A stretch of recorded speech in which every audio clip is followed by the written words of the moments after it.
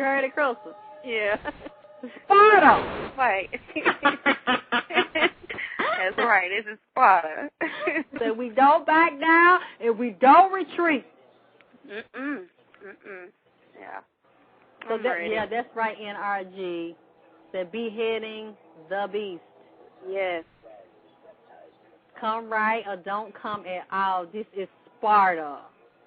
Spartans unite. And that's how we have to be. We have to have a warrior spirit and not back down and not be humiliated and abused.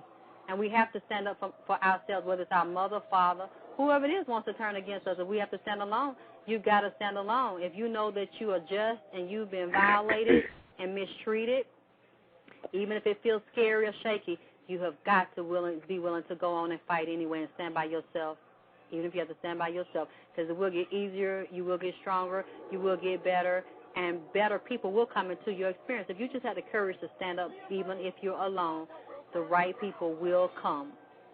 If you don't give up and you don't bow down. Because look at what happened 3 weeks, almost a month ago. Well, yep. If you hadn't talked to me, and actually, how would it be now? How would you be responding to them? I would probably still be this blinded fool.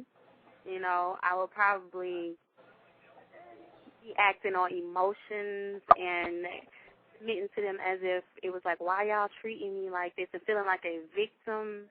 I would be in a lot of tears. My heart would feel like it is about to pop. I would be going crazy dealing with issues with my mom because I would have never confronted her for real. Girl, and I heard her, and you know, somebody else had told me when they said it to their mama, what's wrong with you? What done got into you? You know, and you know what? I'm so glad that just came to my mind because somebody in the chat room, I'm going to talk to them later, they said the same thing. Girl, they mama don't like me. They're like, oh, since you've been talking to that lady and listening to that lady's show, you know, you've been saying a lot of stuff to me you ain't never said before. Call yourself want to confront me, you know, and bring up what I did and what I didn't do. You know, making them accountable and getting stronger and learn to stand by themselves. So I just thought about that. You know, man, I got to realize that I got a lot of mamas that dislike me. Because a lot of daughters, young and old, are reaching out to me. But all they're trying to do is help themselves. And that's what your mother started saying, too. I don't know why you think you're talking to me like, when you start talking to me like this. Yeah, because you've been exposed. And I see who. That's you, Crystal?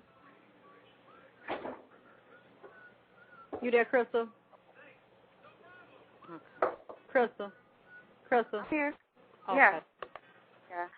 But, yeah, and that's how she came at me, you know, like, who you think you are talking to me like this, you know, and like I said, because you've been exposed and I see who you are, and it is what it is, you know, you are what you are, and she knows that, and I'm not afraid to tell her that. She knows it, and, but exposing these people that have my child is going to be even greater in the end, because they're going to be sitting there, standing there, stripped, butt-ass naked, looking at themselves very, very pitiful.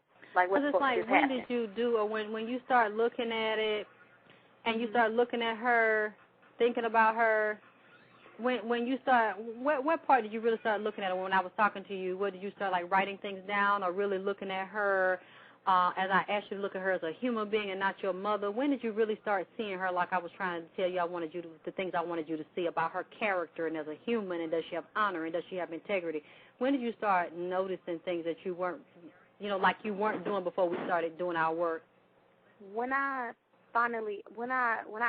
approached her, when I went at her about my childhood from the time it started, back in that hotel room when I was like almost 5 years old with that guy, I confronted her, and she was like, "Nuh-uh, Chris, what you talking about? Nuh-uh, that didn't happen to you." And I kept hitting her with the picture and how things were at that night, and she just broke and told me that it was what I said it was, and then she wanted me to forgive her and all sort of stuff.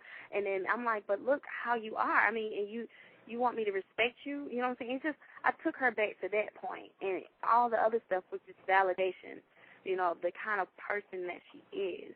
And when I was in the car, and I was just thinking about it, and when you asked me, how do you see her now as a human? And I was like, a mess. You know, like she's just a waste.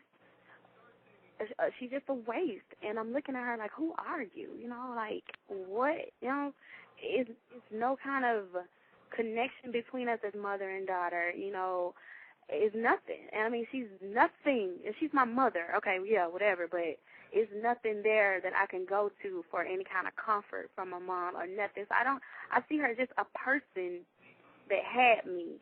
You know, kind of like how my dad did. You just had me, and I'm here. And you have not tried to right the wrongs. You're just making it worse. But when I finally expose you and let you know that I know what's up, I know what's going on, you just kind of ran away. You kind of just shut up, and you out of my face now. Because I'm not taking your shit no more. And I told you I'm not going to be your fool anymore. Because I was your fool. So she left me alone, and now she's mooching. Now she targeted my brother. And how is he feeling and thinking about this? Roger, he's not taking no mess, period, from her. Like, it hurt him with our life situation. It did, but like you said, he has a different level of respect for her. You know, but I respect him. That tells me a lot about him as a man, for him to say, you know what, this is all I got, but you know what, I'm going to give it to her. Mm-hmm. And meanwhile, I'm going to plan to get the fuck away from her ass. Yeah, and that's all he keeps saying. That's all he keeps saying. I'm like, man, you got one more year of high school, you know, and he's just like, I'm just going to just do me. And he doesn't go to her for anything. He can't. You know, he'll come to me before her because I'm the one that was there for him. But she's left. She can't do anything, and now she's just waddling in her own mess, and me and my brother are out working, doing our own thing, trying to come up with our game plan to move to the next level. And she's just waddling in her own little ways. And she's like, why y'all, I'm y'all mama, why y'all don't, this and the other. Well, I don't know why you would call you my mama. A mother wouldn't do this, a mother would do this, you know what I'm saying? And she was just, and that's what she threw in my face. That's why you ain't got your child. And this was the other day. Oh, girl. And I knew then. I said, you know, what the fuck, you know, I don't respect you, period. I don't have no respect for her, period. I don't have shit to say to you. Don't ask me nothing. None of that. But that's exactly what she said. She just said the other day, that's why you ain't got your child.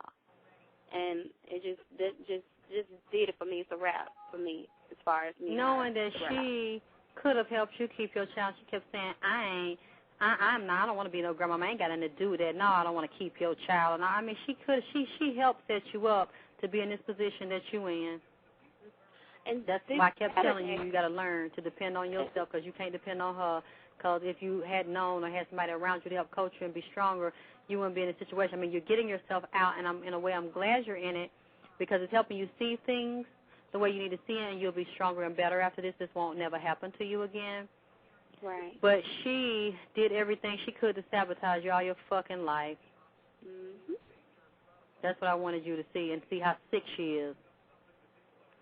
Yep, she's very sick. And, I'm developing my thick skin. And, like I said, I feel like I got on my armor. I feel like I'm armed.